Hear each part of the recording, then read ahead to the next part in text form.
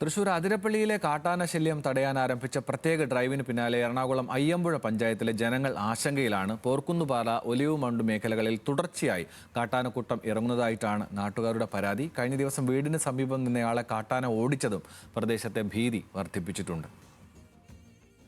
തൃശൂർ അതിരപ്പള്ളി ഭാഗത്ത് നിന്ന് എറണാകുളം ജില്ലയിലെ പ്ലാന്റേഷൻ മേഖലയിലേക്ക് കാട്ടാനകളെ കയറ്റിവിടുന്നുവെന്ന ഗുരുതര ആരോപണമാണ് അയ്യമ്പുഴ പഞ്ചായത്തിലുള്ളവർ ഉയർത്തുന്നത്. പോർക്കുന്നുപാറ, ഒലിവ് മൗണ്ട് മേഖലകളിൽ കഴിഞ്ഞ കുറച്ച് ദിവസങ്ങളായി കാട്ടാനകളുടെ സാന്നിധ്യം പതിവാണ്. പോർക്കുന്നുപാറയിൽ കഴിഞ്ഞ ദിവസം വീടിന് സമീപം നിന്നിരുന്ന ആൻഡു എന്നയാളെ കാട്ടാനയോടിച്ചു. തലനാരിഴയ്ക്കാണ് ആൻഡു രക്ഷപ്പെട്ടത്.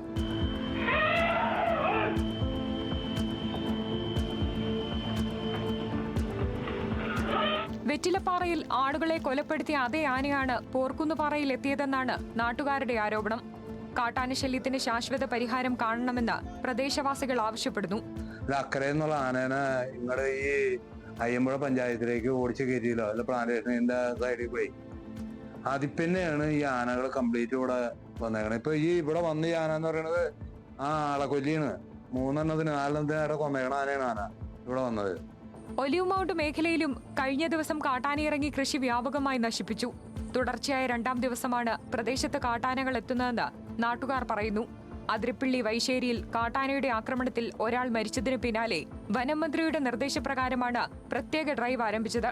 അതിനുശേഷമാണ് കാട്ടാനക്കൂട്ടം ഈ ഭാഗങ്ങളിലേക്ക് എത്തിത്തുടങ്ങിയതെന്നാണ് ആരോപണം. പ്ലാന്റേഷൻ മേഖലകളിൽ സ്ഥാപിച്ച വൈദ്യുത വേലികൾ കാരണം ആനകൾക്ക് പഴയ സഞ്ചാരപാതകളിലൂടെ നീങ്ങാനാകുന്നില്ലെന്നും അതിനാലാണ് ജനവാസ മേഖലയിലേക്ക് ഇറങ്ങുന്നതെന്നും നാട്ടുകാർ പറയുന്നു. കാട്ടാനകളെ തുരത്താൻ വനം വകുപ്പിന്റെ സേവനം സമയബന്ധിതമായി ലഭിക്കുന്നില്ലെന്നും പരാതിയുണ്ട്. ന്യൂസ് മലയാളം, കൊച്ചി.